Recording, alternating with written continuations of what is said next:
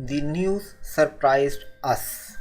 The news इसमें subject है, surprised verb की सेकंड फॉर्म है और अस इसके अंदर ऑब्जेक्ट है।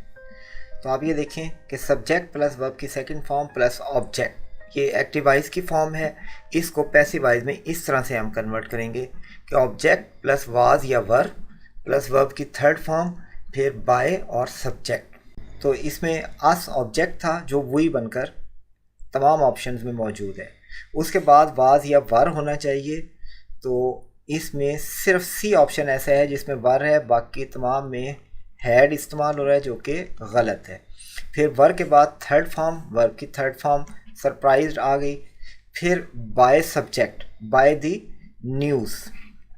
अब न्यूज़ इसका सब्जेक्ट था जो यहाँ आ गया, लेकिन अब प्रॉब्लम है एट का। तो यहाँ पर वही बात कि पर्टिकुलर वर्ड्स के साथ पर्टिकुलर प्रेपोजिशन इस्तेमाल होती है, तो बाय को रिप्लेस करना पड़ता है अगर प्रेपोजिशन उस वर्ड के साथ अटैच हो। तो इसमें सरप्राइज के साथ एट आता है, तो बाय नहीं आएगा बल्कि सरप्राइज एट द न्यूज़। ये सेंटेंस पैटर्न के मुताबिक और प्रेपोजिशन के लिहाज से बिल्कुल करेक्ट है, इसलिए option C is the correct answer of this question.